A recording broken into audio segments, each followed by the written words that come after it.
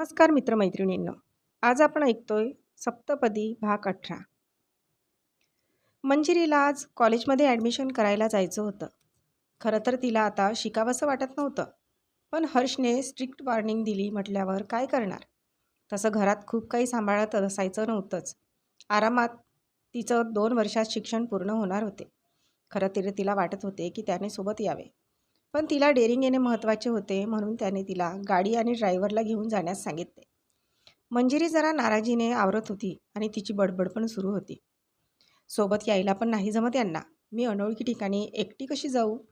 आतापर्यंत बाबाच सगळं करून द्यायचे ॲडमिशनचं. नाहीतर सोहम असायचा सोबत. तो नसला तर श्वेता पल्लवी तरी असायच्याच. आणि आता मी अशी एकटी. कसं होणार या माझ्या खडूस माणसासोबत? मंजिरी बडबडत होती. आवरून ती बाहेर आली.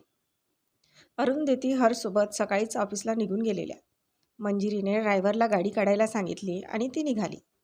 टेन्शन होतं डोक्यावर. गाडीत ती बराच विचार करत होती. जमेल ना मला एकटीला? आता करावं तर लागणारच. हे देवा, कशाला मला या लग्नाच्या भानगडीत अडकवले? सुखी होते मी. बाबा द्यायचे सगळं करून. खरं तर त्यांना मला एकटीला कुठं पाठवायचंच नसायचं.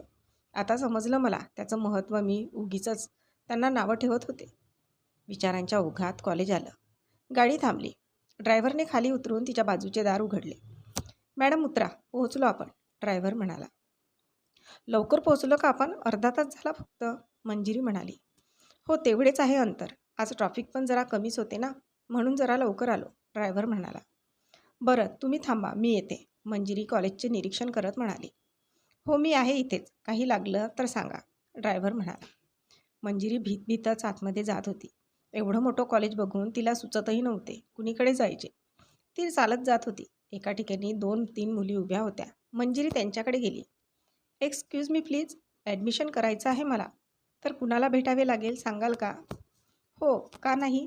त्यांनी तिला कुणाला भेटायचे आणि रस्ता पण सगळं समजावून सांगितलं. मंजिरी त्यांनी सांगितले तिथे गेली. जाडचा चष्मा लावलेल्या मॅडम बसलेल्या होत्या. त्यांच्याकडे गेली. त्यांनी एक फॉर्म भरायला दिला. 2-3 टेबलवर फिरून तिने ॲडमिशन पूर्ण केली. 2दा हर्षला कॉल येऊन गेला, पण तिने रागारागात रिसीवच केला नाही. मॅडम जाम चिडल्या होत्या हर्षसाहेबांवर. 2-3 तास झाले, पण झालं सगळं एकदाचं. तिने सुटकेचा निश्वास टाकला आणि बाहेर आली. ड्रायव्हर तिथेच जवळपास बसलेला होता. ती गाडीत बसली. साहेबांचा फोन आलेला मॅडम, तुम्ही फोन उचलत का नाही म्हणून विचारत होते. सायलेंटवर ठेवलेला होता म्हणून ऐकायला नसेल आले, मंजिरी म्हणाली. हो, मला पण तसंच वाटलं, पण साहेबांना फार काळजी वाटत होती तुमची. तुम्ही कॉल करून सांगा त्यांना, ड्रायव्हर म्हणाला. तुम्ही घरी चला लवकर, डोकं दुखत आहे माझं, घरी गेल्यावर करते मी कॉल, मंजिरी म्हणाली. हो मॅडम, ड्रायव्हरने गाडी सुरू केली. घरी आल्यावर मंजिरीला अगदी हलकं हलकं वाटत होतं. तिला जेवढं टेन्शन आलेलं त्या मानाने काम तर फारच सोपं होतं. मी उगाचच टेन्शन घेत होते. स्वतः केल्याशिवाय प्रोसिजर समजत पण नाही ना. पण मी रागावले आहे तरी हर्षवर.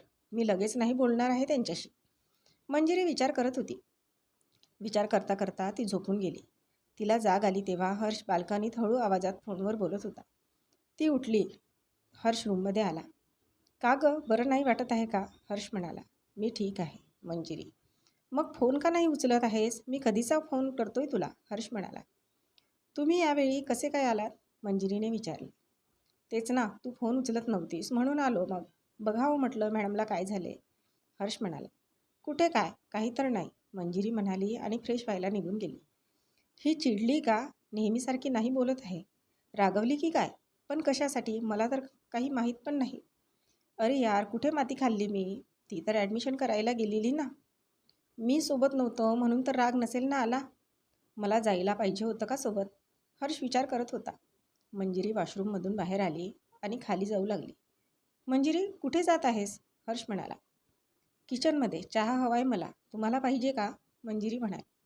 हो चालेल, पण मी पण येतो खाली, हर्ष. कशाला? मी पाठवते सविता मावशीजवळ, मंजिरी. मावशीजवळ नको, आपण सोबत घेऊया ना चहा, हर्ष. नाही, मला एकटंच बरं पडेल. रोज थोडेच सोबत असणार तुम्ही, मंजिरी थोडी रागात म्हणाली. आज आहे ना, चल मी पण येतो खाली. तो मंजिरीच्या पुढेच निघाला. मंजिरी पण आली मागून. तू बस, मी करतो चहा. नको, कॉफी चालेल ना, हर्ष म्हणाला. जमणार आहे का करायला, मंजिरी. हो तर पिऊन बघ तरी, मग सांग, हर्ष म्हणाला. मंजिरीने मानेने होकार दिला. ती तिथेच उभी राहून तो काय करतोय ते बघत होती. तो व्यवस्थित सगळं करत होता. तसा मंजिरीचा राग मावळला, पण तिला अजून राग असल्याचे दाखवायचे होते. तू बस ना, उभी का आहेस? हर्ष म्हणाला. ती मुकाट्याने तिथल्या खुर्चीवर बसली. हर्षने कॉफी 2 मगमध्ये भरली आणि तिच्यासमोर एक मग ठेवला. ती अजूनही गप्पच होती. तुला राग आलाय का माझा? हर्ष तिच्या डोळ्यात बघत म्हणाला. ती काहीच बोलली नाही. मग बोलत का नाहीस? अशी गप्प का आहेस? मला नाही आवडत असं. तू बोलत असलीस तर छान वाटतं, हर्ष म्हणाला. अगं बघ तरी माझ्याकडे. हर्ष तिची मनधरणी करत होता. तर मंजिरीला मजा वाटत होती. काही नाही, मला नाही आला कुणाचाच राग. राग यायला कुणी आपलं तर असायला हवं ना, मंजिरी म्हणाली. ए वेळाबाई, मी तुझ्यासोबत आलो नाही म्हणून राग आलाय का तुला? हर्ष म्हणाला. मंजिरीने फक्त तोंड वाकडे केले. अगं मी असं लहान सहान गोष्टीसाठी तुझ्यासोबत आलो तर तुला डेअरिंग कशी येईल? पुढे फार मोठी मोठी कामं करायची आहेत तुला. त्याची तयारी समज हवं तर, हर्ष म्हणाला. मला नाही करायची कोणती मोठी कामं, मंजिरी रागातच म्हणाली. बरं बाबा, सॉरी, चुकलंच माझं, हर्ष म्हणाला. काही गरज नाही सॉरी म्हणायची, ती त्याच्याकडे बघत म्हणाली. त्याने स्वतःचा कान पण पकडलेला होता. किती क्यूट दिसत होता तसा छोटासा चेहरा करून. मंजिरीचा राग कुठल्या कुठे पळाला. खरं तर त्याच्या डोक्यात हात फिरवावासा वाटला तिला. मग माफ केलंस का तू मला? सांग ना, हर्ष म्हणाला. नाही, पेनॉल्टी भरावी लागेल, मंजिरी म्हणाली. काय? पेनॉल्टी? हर्ष. हो, मंजिरी. बापरे, फार मोठा गुन्हा घडला वाटतं हर्ष तुझ्या हातून. घ्या आता, भोगा शिक्षा, हर्ष केसांवर हात फिरवत म्हणाला. बरं सांगा तरी काय पेनॉल्टी लागेल ते, हर्ष. ते पण तुम्हीच ठरवा, मंजिरी म्हणाली. मीच ठरवू? दागिने हवेत का? चल आत्ताच घेऊ, हर्ष म्हणाला. छा, मला नकोत, मंजिरी. मग साडी ड्रेस म्हणजे शॉपिंगला जाऊया, हर्ष म्हणाला. नाही, ते पण नकोय, मंजिरी. मग काय पाहिजे माझ्या राणी सरकारांना? हर्ष ॲक्शन करून मिश्किलपणे म्हणाला. मंजिरीला तर खरंच हसू यायला लागलं, पण तिने स्वतःला आवरलं. नको, राहू द्या, माफ केलं यावेळी. नेक्स्ट टाईम पेनॉल्टी भरावी लागेल, मंजिरी म्हणाली. नक्की माफ केलंस ना, हर्ष म्हणाला. हो, मंजिरीचा राग तर केव्हाच पळाला होता. चल मग बाहेर फिरूया, डिनर करून येऊ रात्री. आज की शाम आपके नाम मॅडम, हर्ष म्हणाला. मंजिरीला तर आनंदाला पारावर उरला नाही. एवढ्याशा कारणासाठी तुम्ही मला एवढं स्पेशल फील करणार असाल तर असे गुन्हे रोज केले तरी चालतील, मंजिरी मनातच म्हणाली. चलतेस ना? अगं कुठे लक्ष आहे तुझं? हर्षच्या आवाजाने ती भानावर आली. हो चालेल, मी आवरते, पण मम्माला सांगावं लागेल, मंजिरी म्हणाली. तिला सांगतो मी, तू आवर तुझं, हर्ष म्हणाला. मंजिरी फार आनंदात होती. ती रूममध्ये आली आणि कपाट उघडून विचार करू लागली कोणते कपडे घालायचे. बराच विचार केल्यानंतर तिने एक मरून कलरचा वनपीस घालायला घेतला. त्यावर साजेसा मेकअप केला. हलकीशी लिपस्टिक लावली. तिची तयारी झालीच होती की हर्ष रूममध्ये आला. मंजिरी, आवरलं का तुझं? हर्ष म्हणाला. ती त्याच्याकडे वळली. तो तिच्याकडे बघतच राहिला. मंजिरी अतिशय सुंदर दिसत होती. 2 मिनिटे तो तसाच तिच्याकडे बघत होता. मंजिरीला मात्र फार अवघडल्यासारखे झाले. हो, आवरलं माझं, तुम्ही पण तयार व्हा, मंजिरी म्हणाली तसं तो भानावर आला. हो, मी आले लगेच, फक्त 10 मिनिटे लागतील, हर्ष म्हणाला. हर्षने गाडी मंजिरीजवळ आली. ती त्याच्या बाजूच्या सीटवर बसली. दोघेही तसे शांतच होते. त्याने FM सुरू केला. अर्थात रोमॅन्टिक गाणंच सुरू असणार होतं. गाणं ऐकता ऐकता हर्ष अधूनमधून तिच्याकडे बघत होता. म्हणजे नजर आपोआप वळत होती तिकडे. मात्र नजर झाली की तिची नजर खाली झुकायची. ॲडमिशनची प्रोसिजर झाली ना पूर्ण, हर्ष म्हणाला. हो, झाली एकदाची, मंजिरी.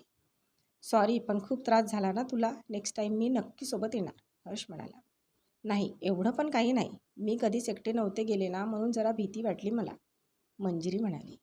ओ, पण सवय करावी लागेल ना. मला बघ, कुठे पण अर्जंट जावं लागतं. मग मम्माला आणि तुला सगळं हँडल करायची सवय असावी ना. मम्मा आहेच, पण कधी गरज पडूच शकते ना. ही तर फर्स्ट स्टेज होती, हर्ष म्हणाला. हो, तुमचं म्हणणं पण खरंच आहे. करेन मी हळूहळू प्रयत्न, मंजिरी म्हणाली. ओके, बरं गाडी कुठली घ्यायची तुला? हर्ष म्हणाला. मला? गाडी? कशासाठी? मंजिरी आश्चर्याने म्हणाली. मग कॉलेजला कशी जाणार आहेस तू? हर्ष म्हणाला. जाहीन नेहमीप्रमाणे, नाहीतर तुम्ही सोडा मला, मंजिरी. बघ मंजिरी, माझा काही कामाचा वेळ फिक्स नसतो. हां, अधेमध्ये काढीन मी तसा वेळ, पण परमनंट इलाज हवा ना. गाडी तर घ्यायलाच पाहिजे, हर्ष म्हणाला. सोहम म्हणायचा मला गाडी चालवायला शिकवतो. पण मी लक्ष दिले नाही. मला नाही चालवता येत स्कूटी. मंजिरी थोडंसं उदास होत म्हणाली. अगं मोपेड नाही, मी कार घ्यायचं म्हणतोय आणि मी शिकवतो तुला गाडी चालवायला. काळजी नको करू. हर्ष हसत म्हणाला. मी कार चालवायला शिकायची? खरं बोलताय ना तुम्ही? मंजिरी आश्चर्याने म्हणाली. त्यात काय खोटं बोलायचं आहे? मग सांग कुठली गाडी घ्यायची? हर्ष म्हणाला. मला काय कळतं त्यातलं? तुम्हीच बघाला. तुम्हाला आवडली ती घ्या. मंजिरी म्हणाली. मंजिरी एक विचारू तुला? हर्ष म्हणाला. हो विचारा ना मंजिरी. तुला फार राग येत असेल ना माझा? तुला असं अचानक मंडपात उभं राहावं लागलं लग्न करायला? हर्ष म्हणाला.